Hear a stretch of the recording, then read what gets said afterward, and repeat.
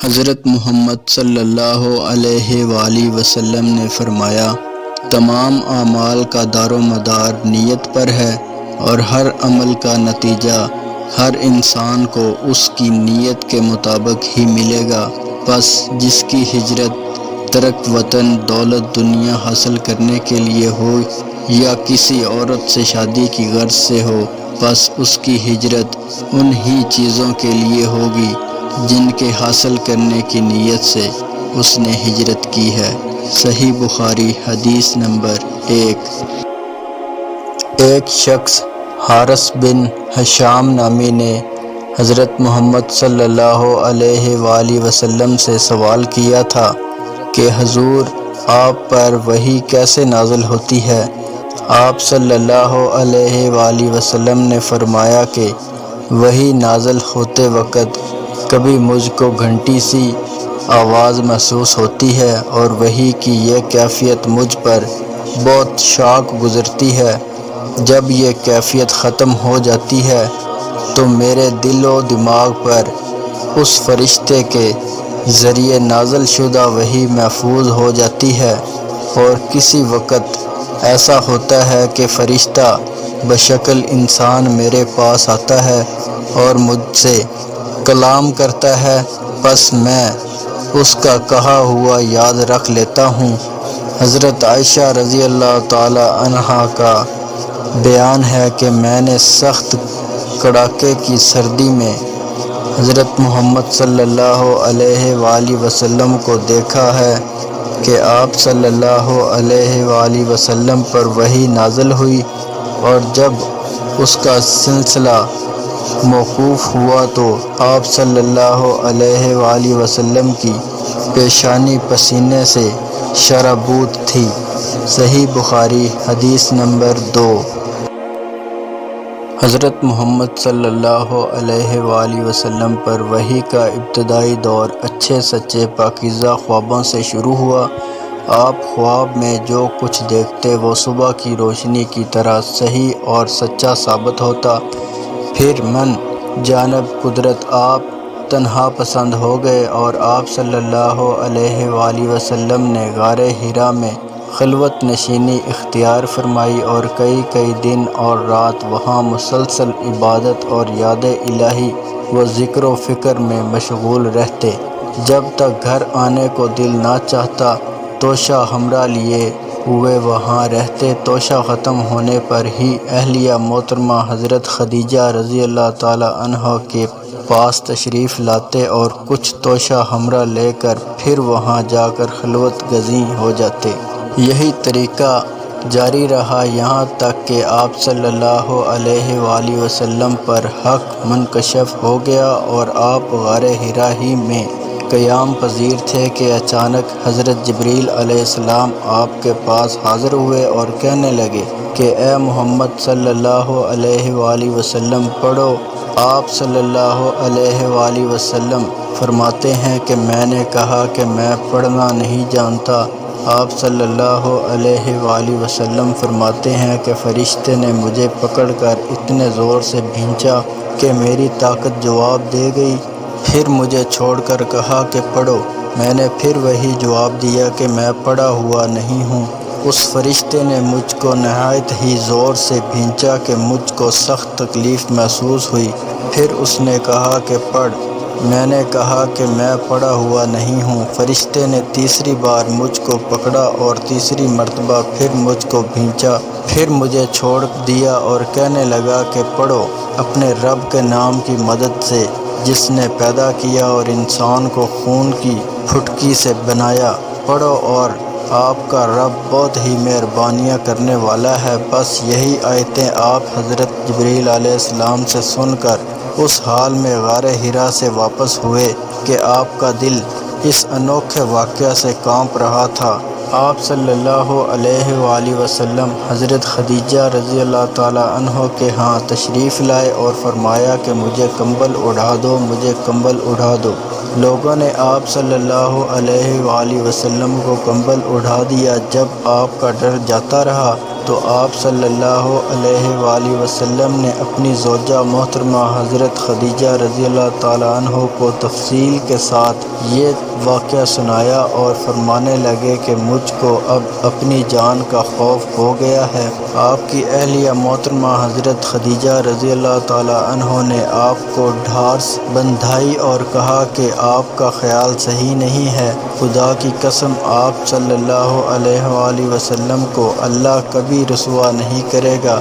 آپ تو اخلاق فاضلہ کے مالک ہیں، آپ تو کنبہ پرور ہیں، بے کسوں کا بوجھ اپنے سر پر رکھ لیتے ہیں، مفلسوں کے لیے آپ کماتے ہیں، مہمان نوازی میں آپ بے مثال ہیں اور مشکل وقت میں آپ امر حق کا ساتھ دیتے ہیں۔ ایسے اوصاف حسنہ والا انسان یوں بے وقت ذلت و خواری کی موت نہیں پا سکتا۔ پھر مزید تسلی کے لیے حضرت خدیجہ رضی اللہ تعالیٰ عنہ آپ صلی اللہ علیہ وآلہ وسلم کو ورقہ بن نوفل کے پاس لے گئیں جو ان کے چچا زاد بھائی تھے اور زمانہ جاہلیت میں نصرانی مذہب اختیار کر چکے تھے اور عبرانی زبان کے کاتب تھے، چنانچہ انجیل کو بھی حسب منشاء خداوندی عبرانی زبان میں لکھا کرتے تھے۔ انجیل سریانی زبان میں نازل ہوئی تھی، پھر اس کا ترجمہ عبرانی زبان میں ہوا۔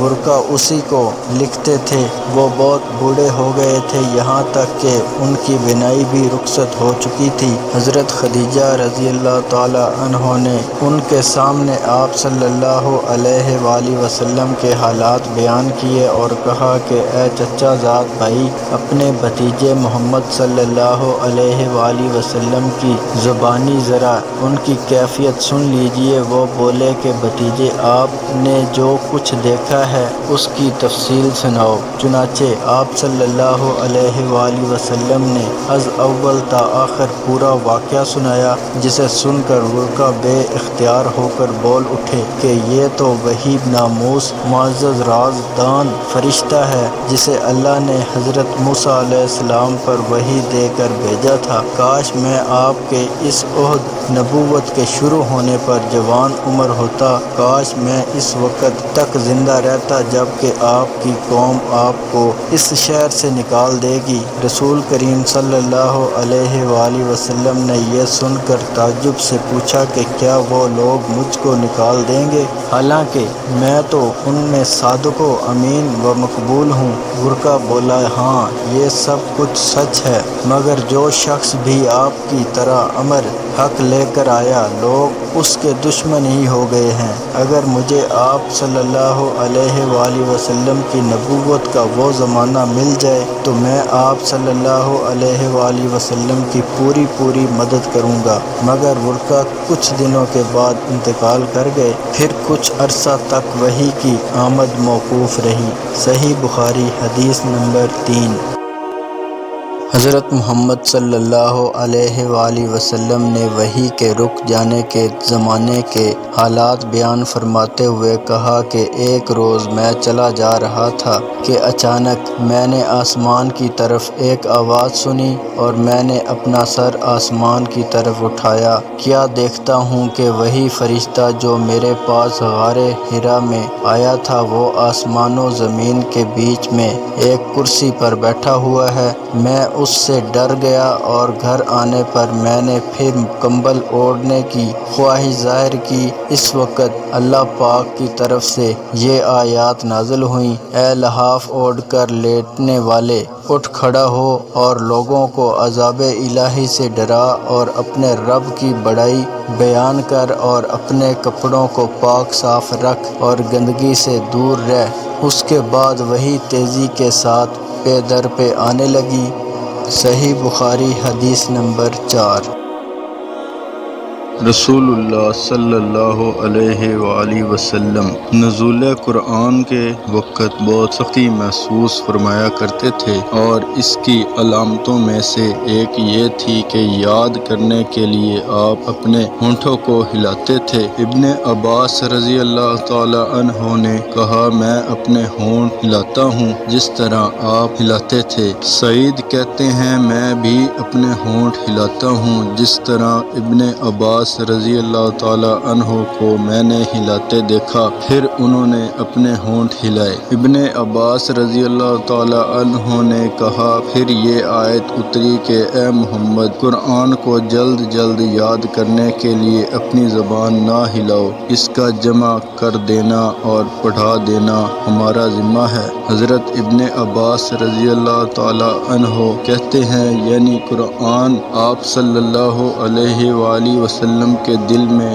جما دینا اور پڑھا دینا ہمارے ذمہ ہے، پھر جب ہم پڑھ چکیں تو اس پڑھے ہوئے کی اتباع کرو۔ ابن عباس رضی اللہ تعالی عنہ فرماتے ہیں، اس کا مطلب یہ ہے کہ آپ اس کو خاموشی کے ساتھ سنتے رہو، اس کے بعد مطلب سمجھا دینا ہمارے ذمہ ہے، پھر یقیناً یہ ہماری ذمہ داری ہے کہ آپ اس کو پڑھو، یعنی اس کو محفوظ کر سکو۔ چنانچہ اس کے بعد جب آپ کے پاس حضرت جبریل علیہ السلام وحی لے کر آتے تو آپ توجہ سے سنتے، جب وہ چلے جاتے تو رسول اکرم صلی اللہ علیہ وآلہ وسلم اس وحی کو اسی طرح پڑھتے جس طرح حضرت جبریل علیہ السلام نے اسے پڑھا تھا۔ صحیح بخاری حدیث نمبر 5۔ رسول اللہ صلی اللہ علیہ وآلہ وسلم سب لوگوں سے زیادہ جواد، سخی تھے، اور رمضان میں دوسرے اوقات کے مقابلہ میں جب جبریل علیہ السلام آپ صلی اللہ علیہ وآلہ وسلم سے ملتے بہت ہی زیادہ جود و کرم فرماتے۔ جبریل علیہ السلام رمضان کی ہر رات میں آپ صلی اللہ علیہ وآلہ وسلم سے ملاقات کرتے اور آپ صلی اللہ علیہ وآلہ وسلم کے ساتھ قرآن کا دورہ کرتے، غرض حضرت محمد صلی اللہ علیہ وآلہ وسلم لوگوں کو بھلائی پہنچانے میں بارش لانے والی ہوا سے بھی زیادہ جود و کرم فرمایا کرتے تھے۔ صحیح بخاری حدیث نمبر 6۔